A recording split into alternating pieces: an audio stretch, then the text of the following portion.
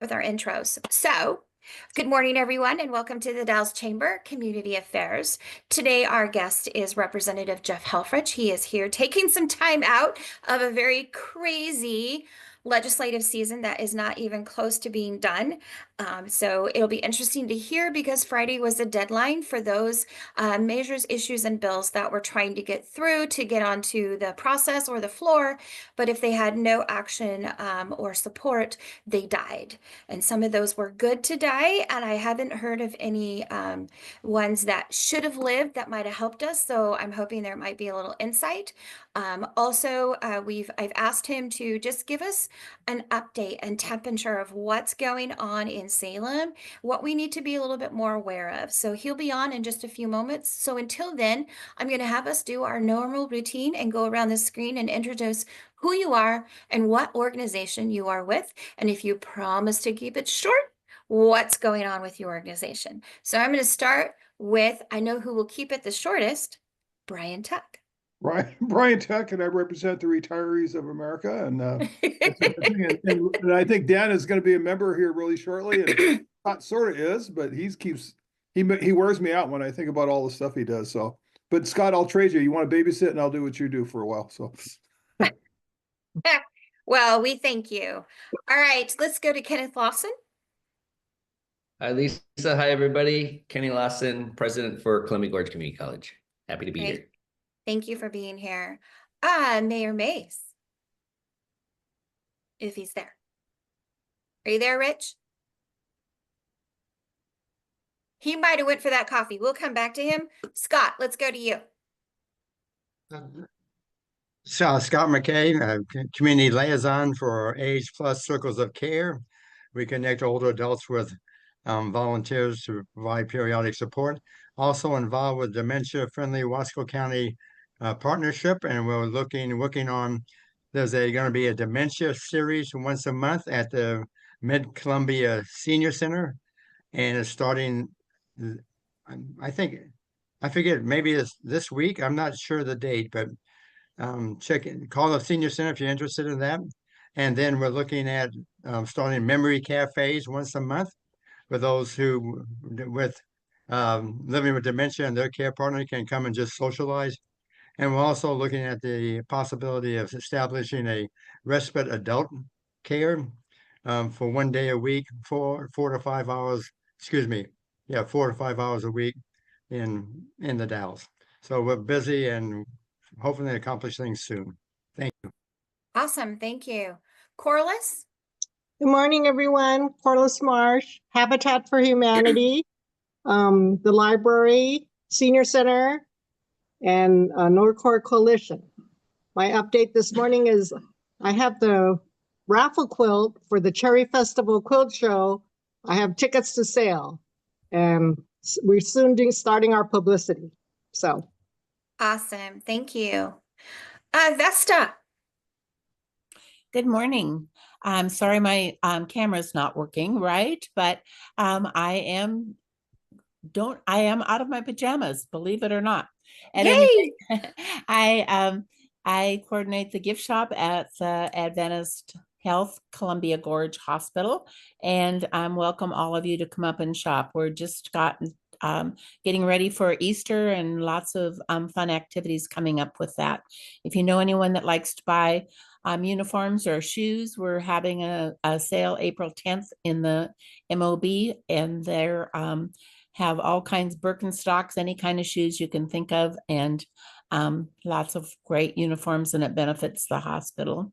So good morning, everyone. Thank you, Vesta. Oh, and Chorus, I would like to buy some tickets for that. So get in touch with me. Sounds great. Thank you. Heather.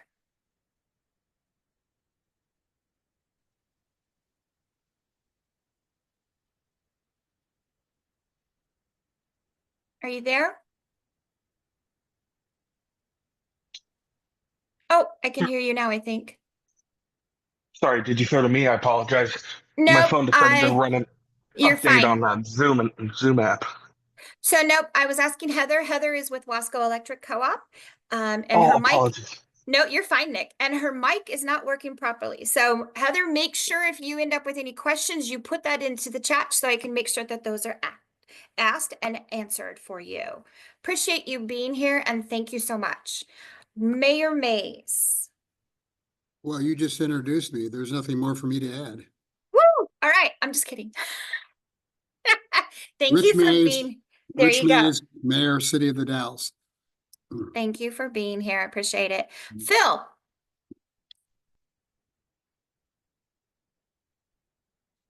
I'm assuming,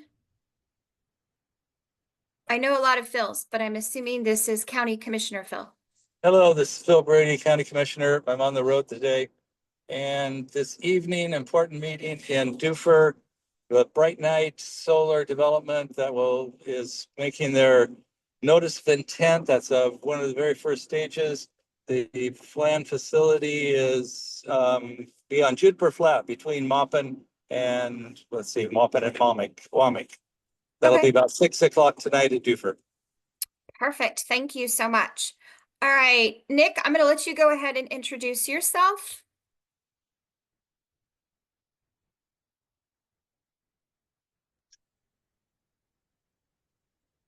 Good There you morning, are. everyone.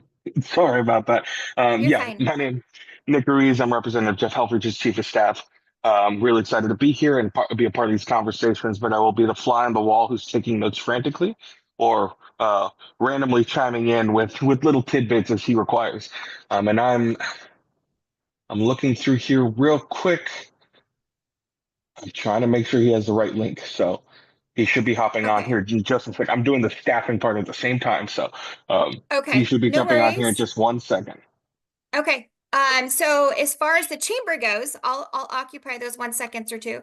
Obviously, next week is the 1st of April and Cherry Festival is the 25th through the 27th.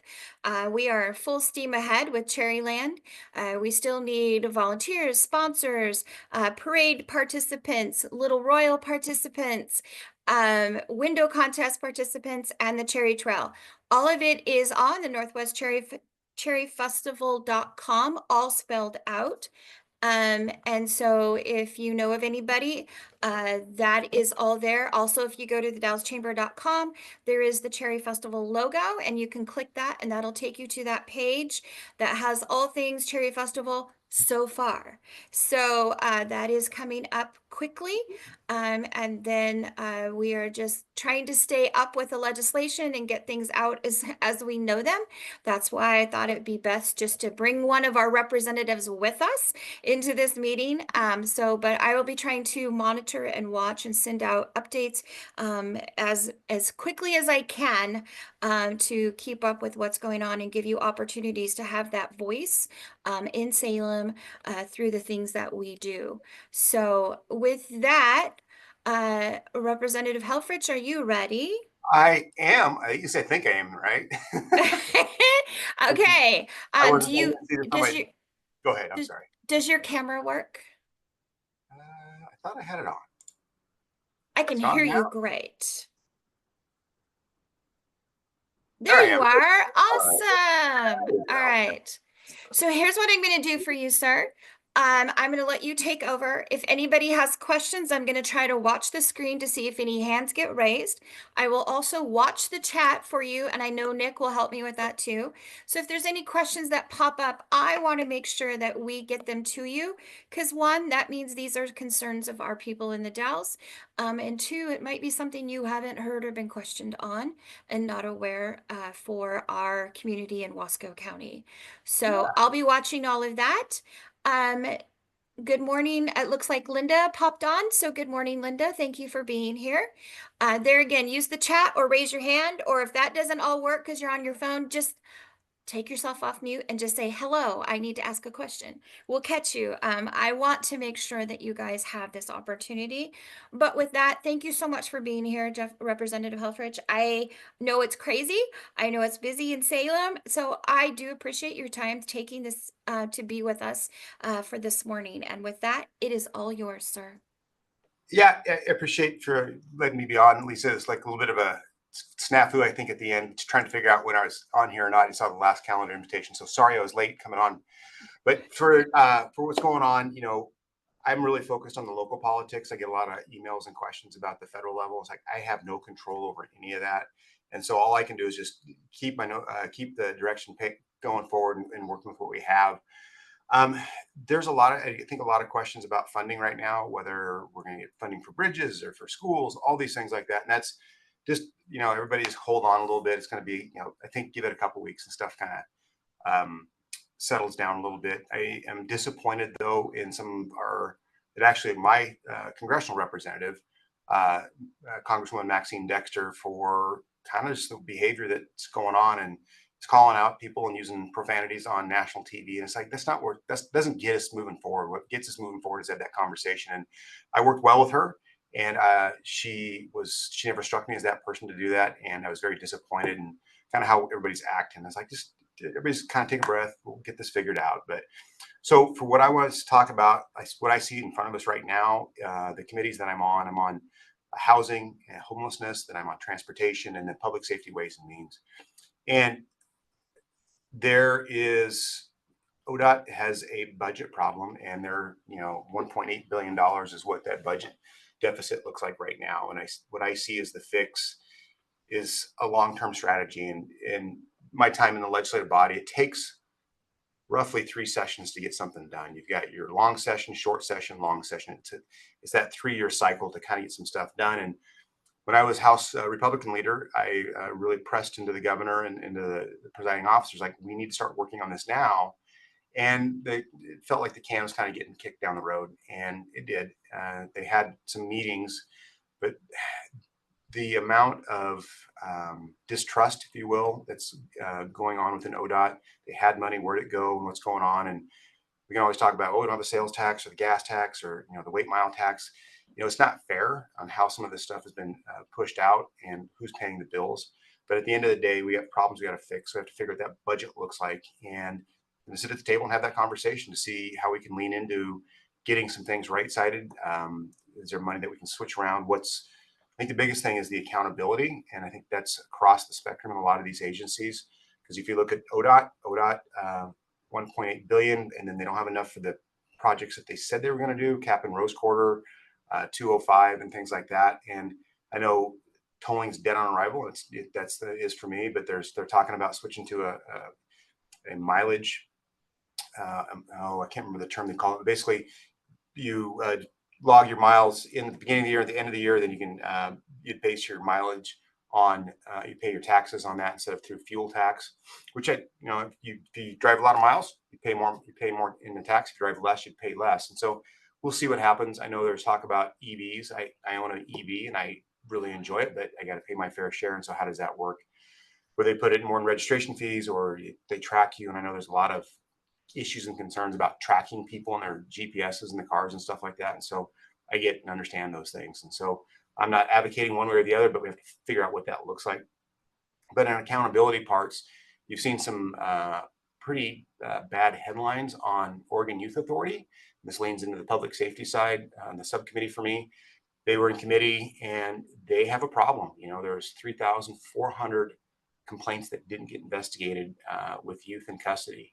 And the youth in custody, they're there for the crime they committed, but they need to be sure they're protected, not abused. And there's a lot of abuse that was going on, and that agency's got a $51 million lawsuit against them right now. There's 6 more youth that were in custody came forward and made some more allegations.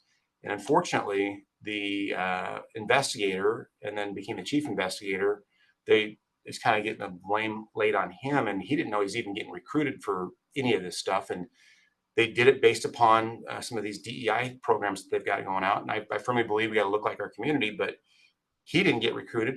There's a transcript, and it's pretty telling if you listen to his voice on there and what he said. And they call it name clearing. That's one of the first times I've seen something like that before. And so there's a lot of work that needs to be done. And so the transportation is an issue for us right now. That I just don't know I just don't know where it lands, because there is 3 buckets I see: is the immediate, midterm, and then long term. And so that immediate is, how do we get the money they need for the continuing repair and maintenance?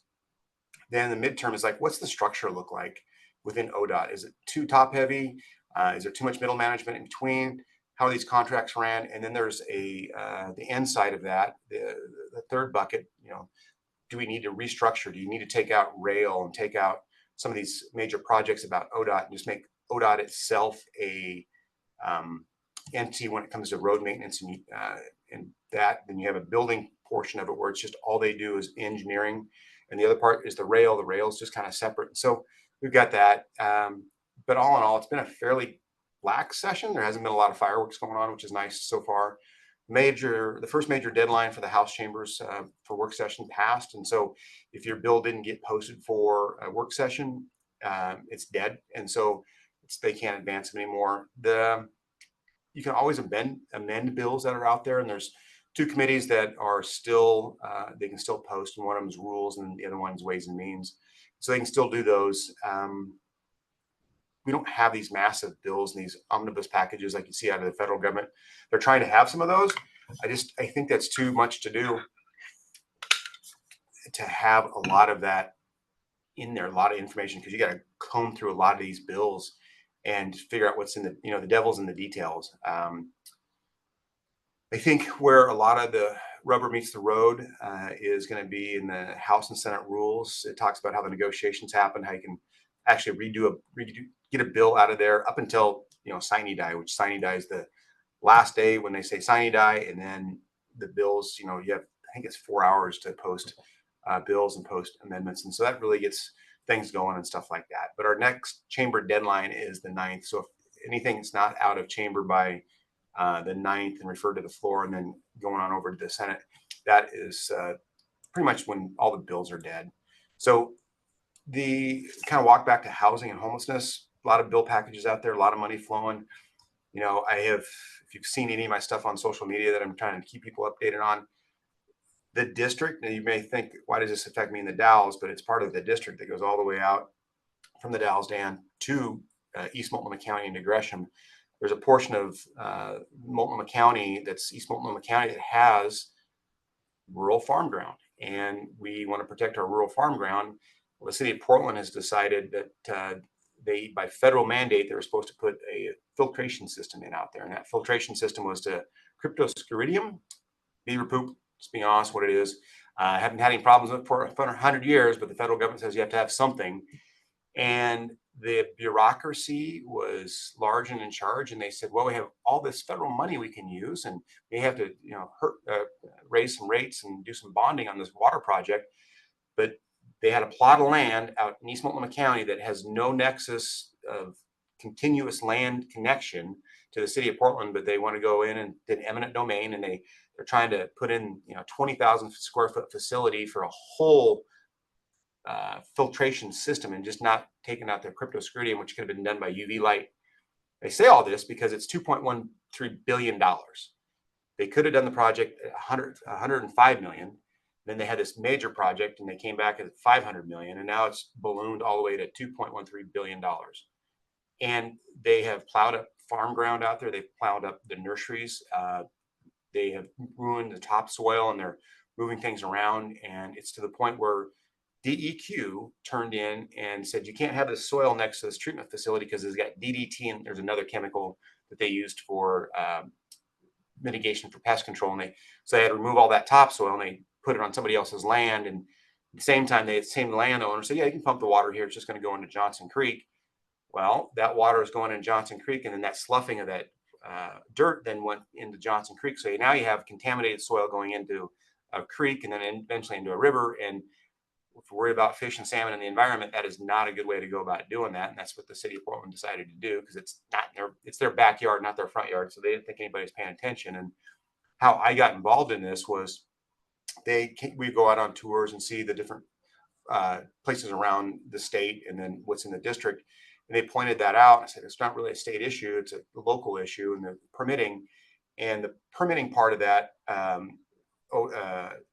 City of Portland and Multnomah County kind of colluded together, and they kind of pushed it through, and they had other site alternatives. And they tried to put it out at Powell Butte Park, which is there. But then everybody's like, no, not in my backyard. You can't have it here. You're going to ruin all our stuff and our walking paths and all that.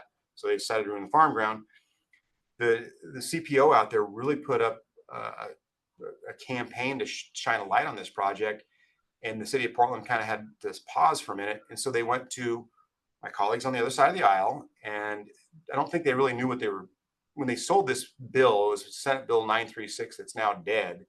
But what they wanted to do was give OHA and DEQ supersiding authority for water treatment facilities that are mandated by federal law.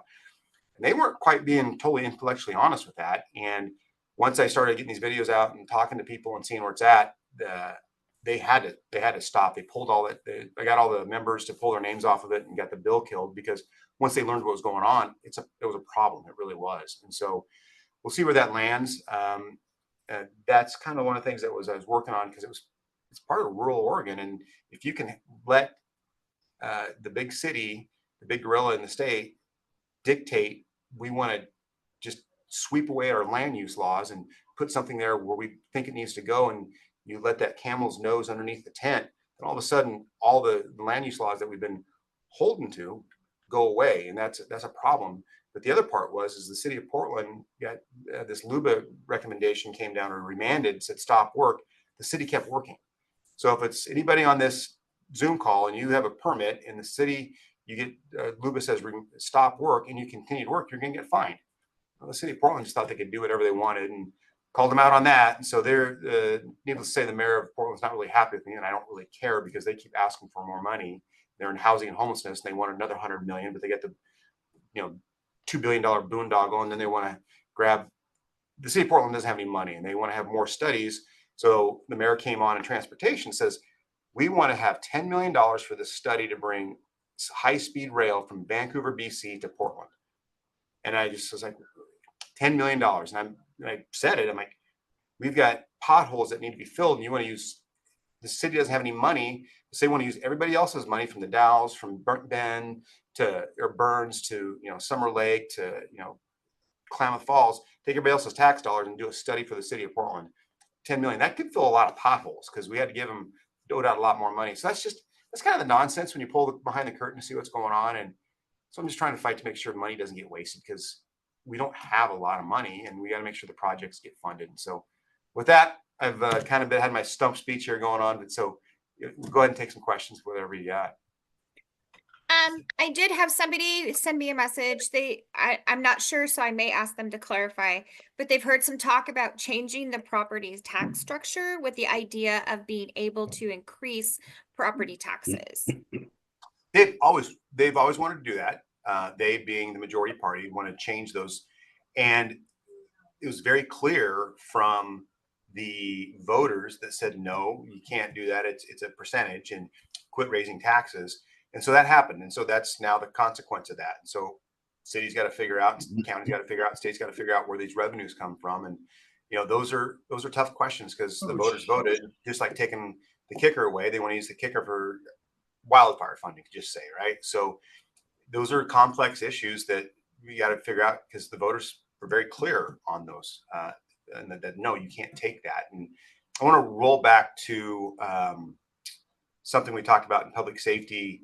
There was a DA that came on from, I think it was Marion County, I can't remember, but he talked about the receiving pressure from outside forces not to prosecute crimes. And where this came from is there's this defense crisis. The Public Defense Council or Commission, they had a 6-year vision, and in that 6-year vision, they listed off a series. This was in March of 2024. They listed off a series of things they'd like to decriminalize.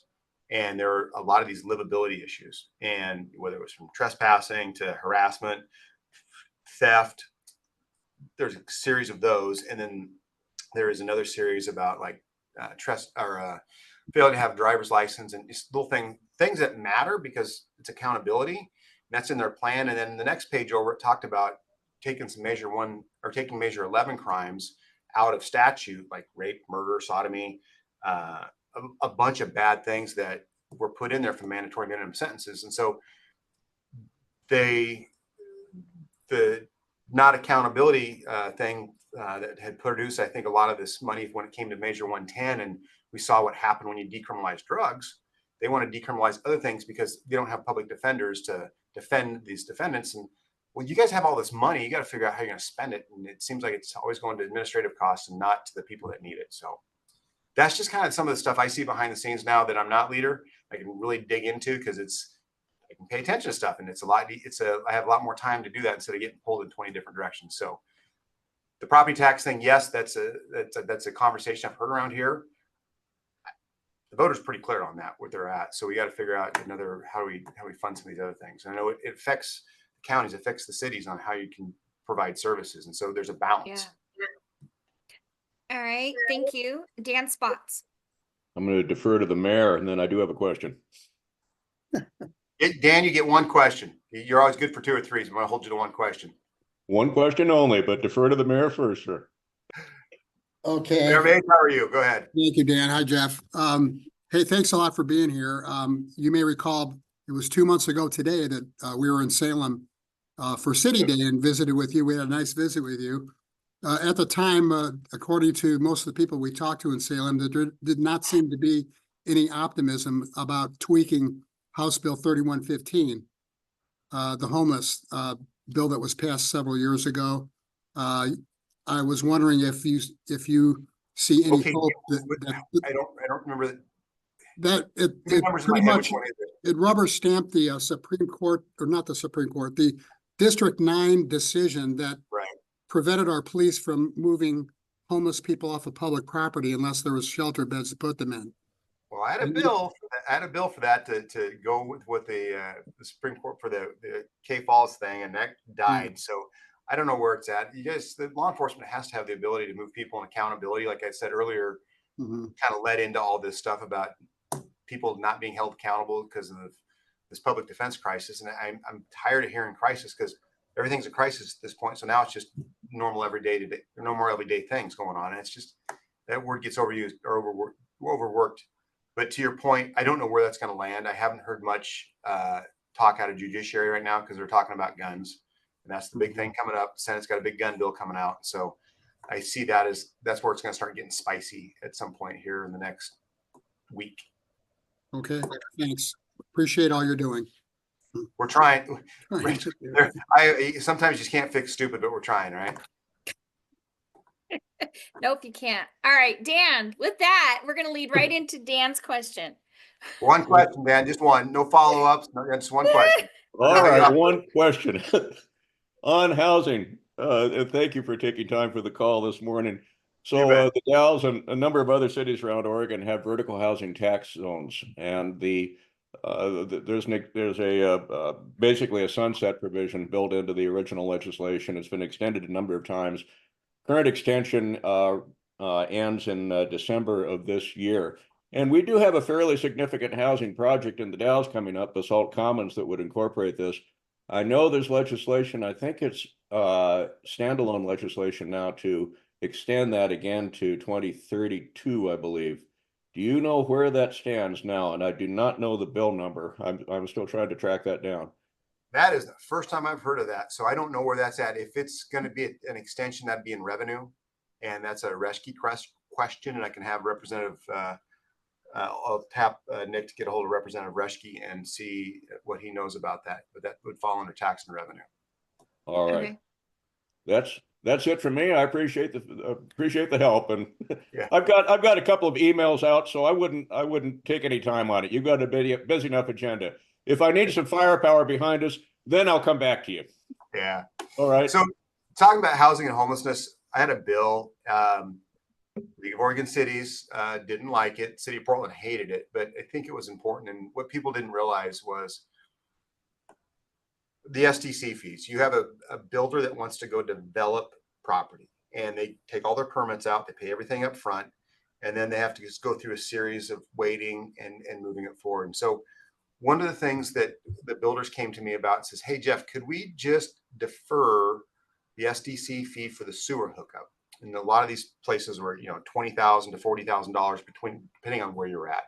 And what they meant by deferral is we'll pay all the fees, but can we just hold on to that $20,000 until we actually have a certificate of occupancy? Whereas actually when you flush the toilet or you turn the water on, it's going to go into the sewer and it's going to do that. And they're paying for all the hookups and everything, but they just want to keep that money in reserve because they've leveraged so much their capital on loans to push that out, and it made sense.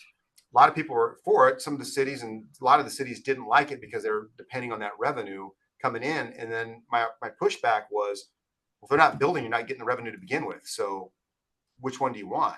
And the League of Oregon Cities didn't have much of an answer. And unfortunately, it seems like the league is always no on a lot of stuff. And that's what I learned in my first round when I was on the vice chair of housing and homelessness, because everybody's set on the way they want to do things, and it's just the way it is, and you can't change stuff. And I get it. A lot of things have happened, but if we have a housing crisis, and we got builders that want to build, but they don't have the capital right now because interest rates are so expensive or so high, and then materials are so high, and they can keep that money back that's not being paid into interest. And then once they're able to get that certificate of occupancy, and then maybe a month later that house gets sold, that gets off their, they get repaid that loan gets made whole, and the house gets sold, and then the city now has property taxes in which they can collect on an actual new house and stuff like that. So it made sense, but made sense to me because it's pretty simple, but everybody said it's more complicated than that. So that's just an idea that I was trying, and it's interesting.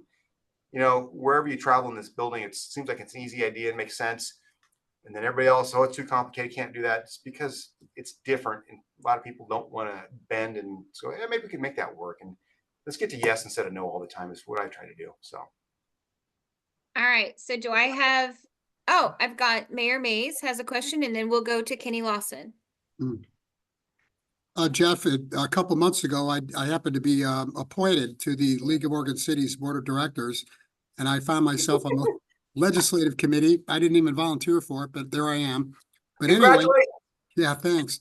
If there's anything I can do to help with that SDC bill or something, let me know. I'll bring it up at a meeting. So maybe if you want to, it's the first I've heard of this thing too. So, yeah, no, they stomped they stomped their feet a little bit, and so we killed it. I was like, was it worth the fight? You know, we got other stuff going on.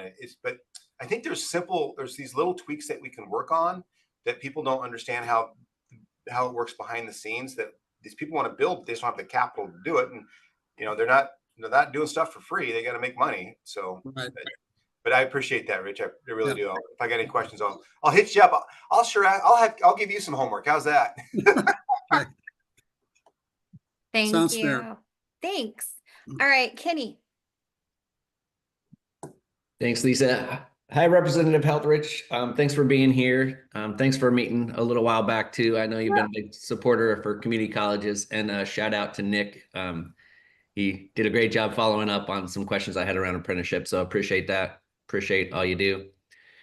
This is more a matter of awareness and whatever influence you can bring to bear on it, but more of a federal issue. And that is, I know you've supported our Early Learning Center. We had a $19.9 million community change grant, and that's being held up right now. A lot of just confusion around the status of that grant, but that's pretty significant for us to be able to expand early learning and childcare, quality childcare in our region. So whatever you can do to help us make sure we can get access to those federal dollars. I know it's not exactly in your wheelhouse, but I know too you're well connected, and whatever you can do to help us with that would be certainly appreciated.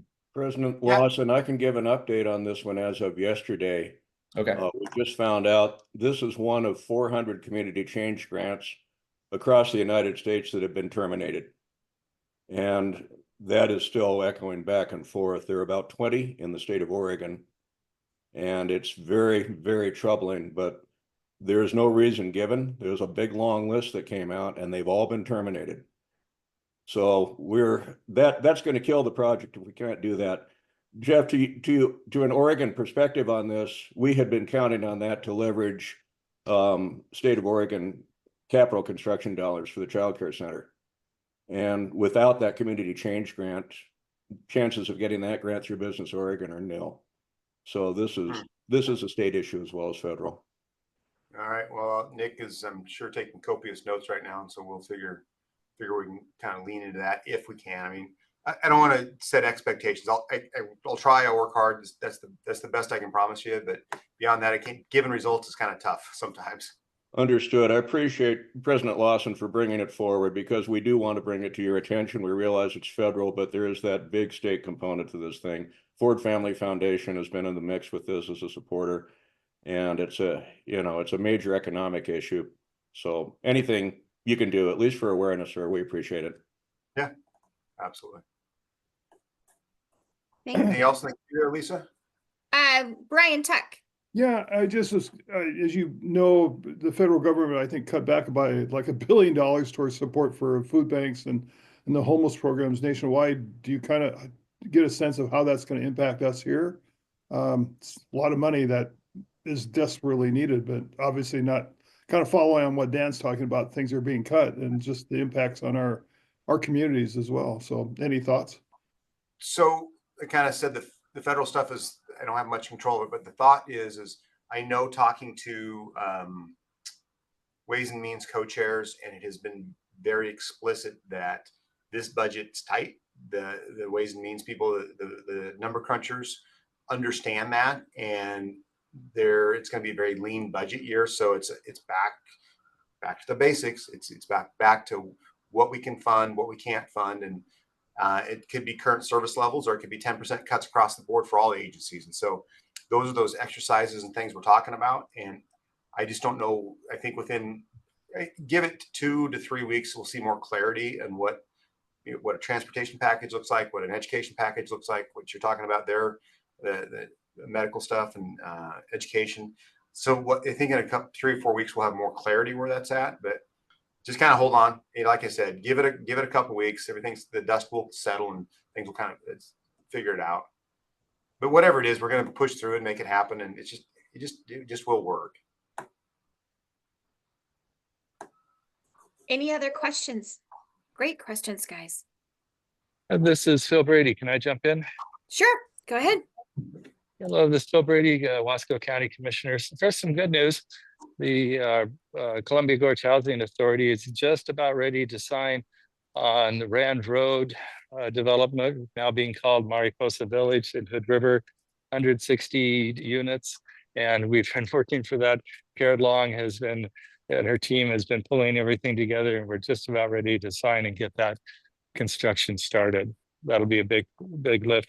We're also working on, I think it's 60 units in the Chenoweth district, and a lot of that will be for veteran housing. Still talking about housing, I know this is back to federal. We're worried that any cuts to HUD staffing is going to get in the way of getting voucher payments out to landlords, which will hurt the people who are living in the houses. But it's really, I look at it as we have built these great relationships with landlords where they trust us to get the rent payment because they're putting their properties at risk by renting them out. So trying to keep that HUD structure stable will really have a lot of effect downstream. Thank you for all your work. I'll be in touch with you in Salem. I've been working mostly on health and human services issues. I appreciate that, Phil.